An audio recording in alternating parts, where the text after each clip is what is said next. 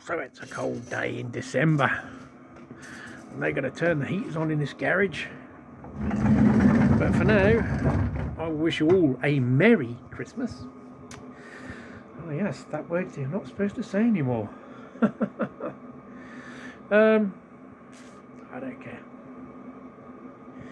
So it's the end of the year video. I'm now gonna intersect this bit into the beginning of well, this is the beginning, isn't it, to a video just to bring you up to speed. A sort of one of my off tracks videos that's sort of not railway related but is intertwined with the railway related things. That's already getting convoluted in it.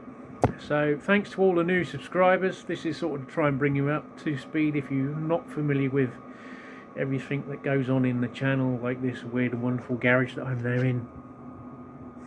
So stay tuned, and more will be revealed of what I can tell you what's going on in the world of Newlyn Railway at the minute. Which also reminds me, I've got to do a video from the other channel because I'm nearly a year since I've done the last one there. But anyway, thanks to all you out there, your comments, the messages on chat and such forth, and the new subscribers that have joined the channel. And had a little bit of a run over the last month, although my old video did say, oh, we hope to get to 1,000 before Christmas. We're not quite at 900 yet, but then that was filmed about 4 months prior. So yeah, it is what it is. So sit back, enjoy me boring the bejesuses off you for the next sub 20 minutes, I think, time I edit. Again, it's the third, fourth take, I don't know. Enjoy or not. Well, someone's happy, how I can see him. Little Robin, just there. So this is going to be a bit of a mixed video. Bottle brush trees, I hear you say. This is hedgehog guttering, gutter hedgehog, gutter brush, call it what you will. I came by it for free. It doesn't work, so it was took out of the property, and I thought, there's an awful lot of fir trees there, I'll take that home. But more on that many months from now, no doubt. So underneath this mucky sheet is nearly 1,000 quid's worth of timber for the build. So this video is more about the new people arriving to the channel and what the hell I'm all about, or not, as the case may be. Okay, let's carry on. So this drudgy spot used to be occupied by this shed, which has been renovated. It wasn't in this condition when you last saw it, if you have watched the channel prior.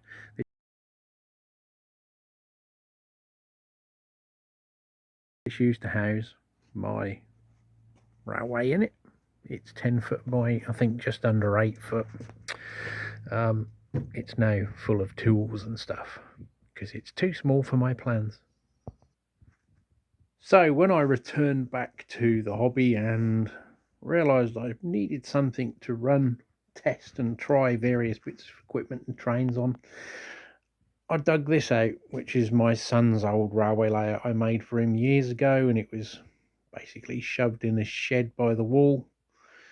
Then it ended up in the back of my white van, which has now got all of the sheets of OSB in it for the walls of the new build. I don't know why the camera's hunting a bit, but yeah, this is not the intended purpose of this room inside a shed. As you can see, this strange contraption here is my other hobby, or was, inactive at the currently, of making my own beer. Ably assisted by the brew dog, Loki. So yeah, it's sort of was the only room big enough to accommodate it. I did pick up another layout but it was way too big to fit in there, so I stripped it for parts, which are now in these crates. There's the station and such like. These crates have got my old railway remnants from the shed I just discussed, and this old exhibition layout that I was given. The usable portions are inside these crates, along with... Oh, that wasn't good, was it? False lid. Yeah, there's some of the bits in there. We'll keep the outtakes in, shall we? Luckily it didn't all spew over the floor. But currently, yeah, it's 6.6 degrees in there, 86% humidity. I had tried to repair this, but it won't work in temperatures below 15 degrees. There is other issues with it, which I've put a new delay start. If you're wondering what the hell this is, it's a dehumidifier. But that was more to do with the steam generated in the room when I'm brewing beer. But yeah, it was quite... When I went in here the other day, all the doors were steamed up. So yeah, it's not conducive to keeping stuff in there, which it doesn't. I just have the layout in. When I want to play with stuff, I bring it in and then take it back in the house. So the big picture currently, I say currently because there are other factors in play, as you may have heard me mention in previous videos if you're not new to the channel, but I'll cover that in a little while down the road. So it is a December day, well, day after Boxing Day. That's my house, my new fence, and the fens out there somewhere.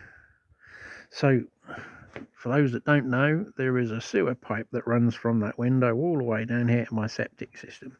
It was an old clay one put in originally in the 50s. It had seen better days, and my plan is to, now you can see this big clear space, build a shed for a railway layout from that brick old cool shed up to about where that wood is there, which is about 28 feet, give or take. And to go across, that won't be staying, but it's about 12 foot internal. So that's the plan ahead. But yeah, the other factors have come into play, which give me other choices in life, but we've got to have a long hard think about that in the future moving forward. But for now, let's carry on. Well, I like me bargains, so I came across this layout that a couple of women were selling because they'd just bought a house. They couldn't sell it, so they were going to throw it away. So I gave them a low ball offer and bought it. So now you see this layout, which is my temporary layout till I get my own thing built in the proposed shed I just mentioned. It's 14 foot, so it is quite a space eater, and the only place I could accommodate it was in my garage underneath a car ramp, which currently houses an ex-Royal Mail escort van. So it's here. It was in storage in my van, but it had to come out because I'd got the wood that I've purchased for the shed build. So it was sort of going to be take it apart, dispose of the timber, or find a use for it, and luckily it did fit in here, so I have pieced it together. If anyone new to the channel hasn't watched any of the old lives, you will see the last few lives have had me sort of troubleshooting it and trying to get it to fit back together again, and you know, just make use of this space temporarily for the time being. So it is a bit on the fly, like most of my stuff, make do and mend, as it were.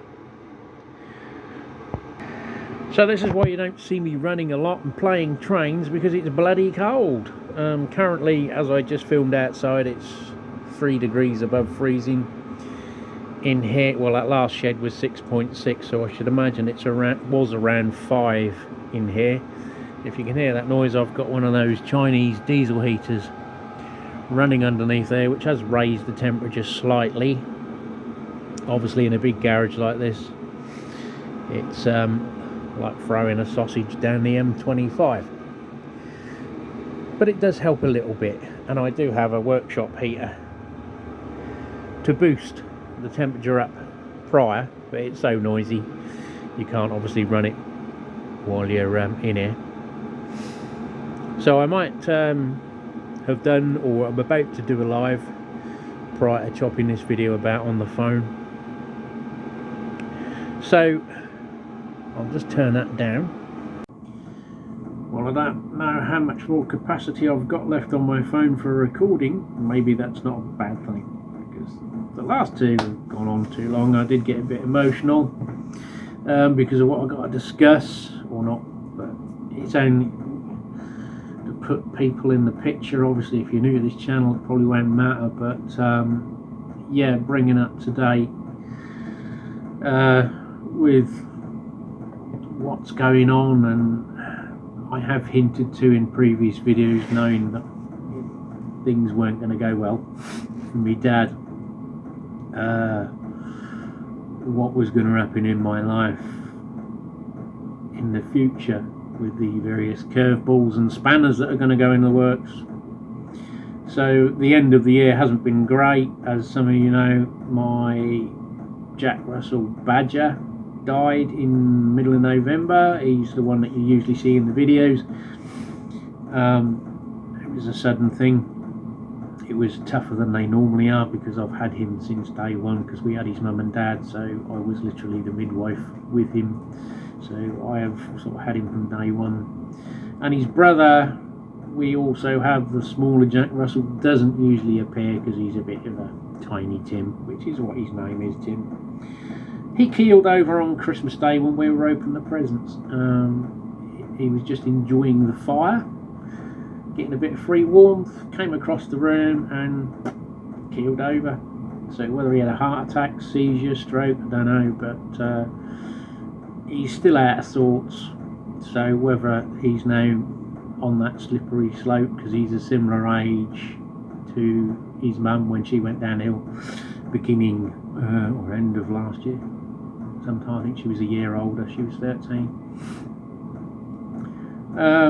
So yeah, pet wise, there's been a bit of a kick in the nuts, and obviously, as some of you know, my dad had cancer and he died on the 13th of December.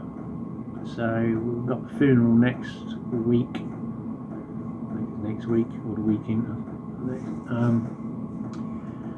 So there's all that to sort out. House clearing, as he was the sole survivor, so now I'm an orphan.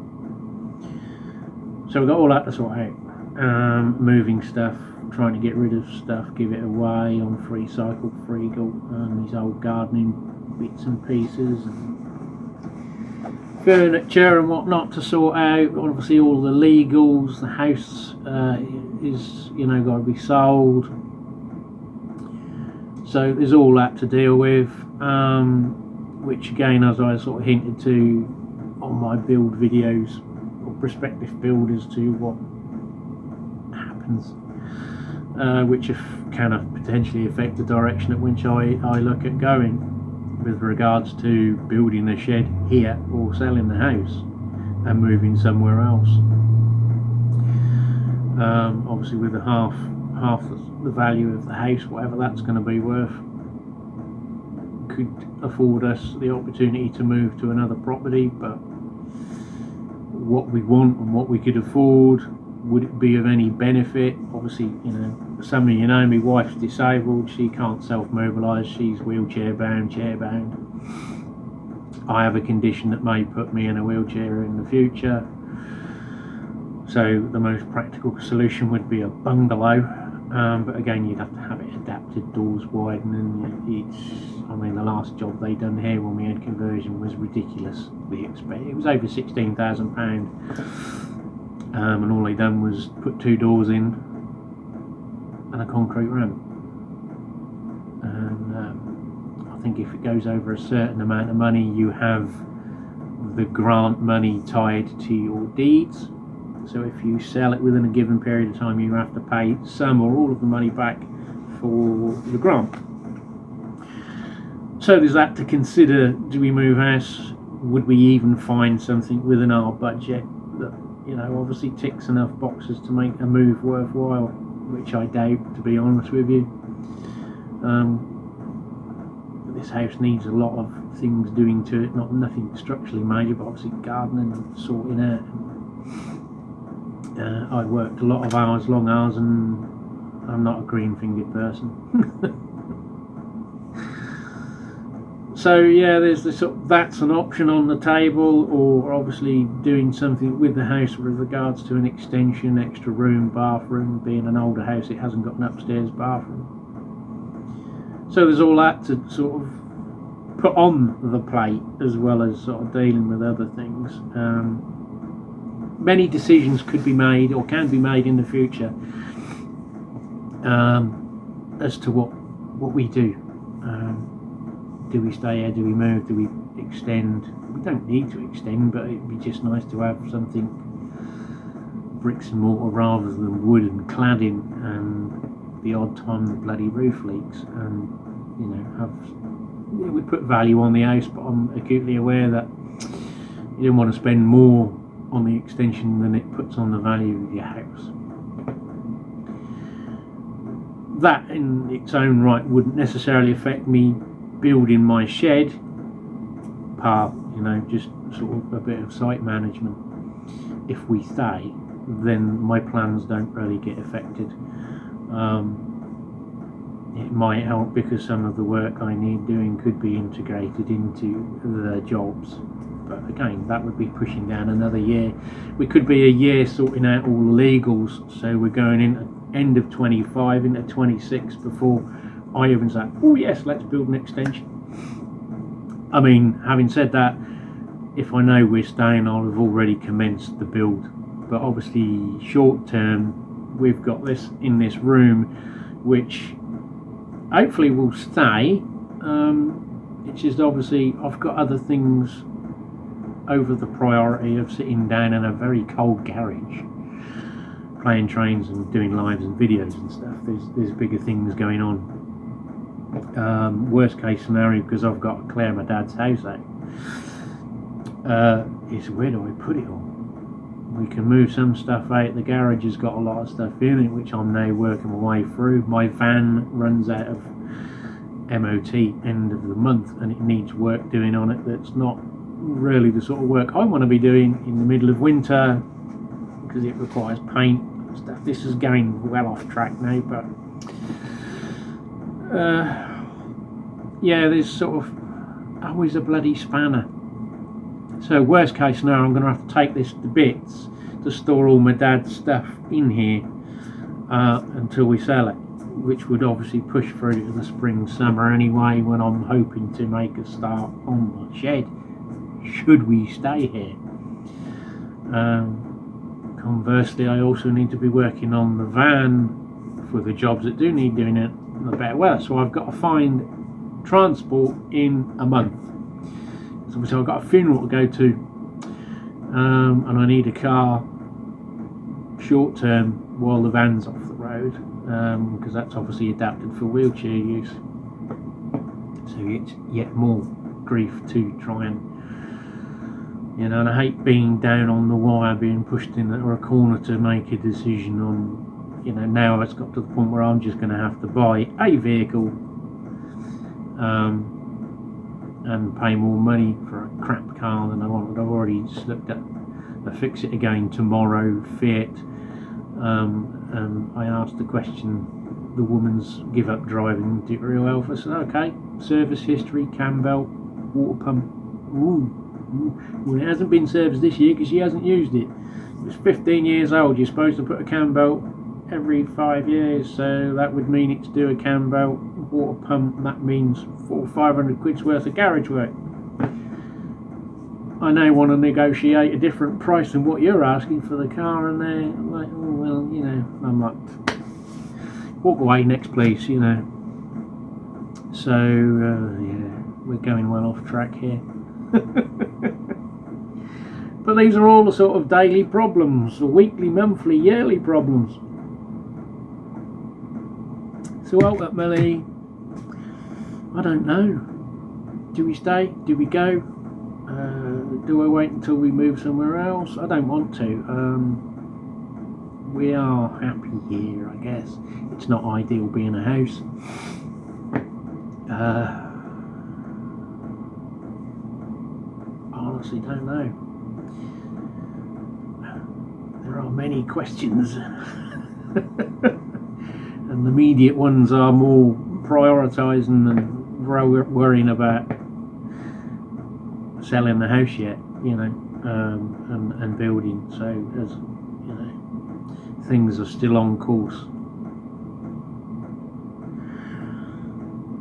till I know otherwise. At the minute, the main priority is our vehicle, then sorting out the estate as that sort of goes forward, and then knowing really what else is around the corner. So this video is the third attempt without me getting emotional or waffling on too long, so I think I'd better cut now, else it will be a 17-minute section and not the 10-11 minutes it's burning on to now. So I'll go and put this one on the computer and try again and mash them together, and hopefully you'll know as much as I do. Which ain't a bloody lot, but yeah, we'll have to wait and see is all I can say, because that's all I know. I can only see as far as the horizon, as it were, and not beyond. So, and everything's going to be in the hands of lawyers, and we know what they're like. See you on the next video I do.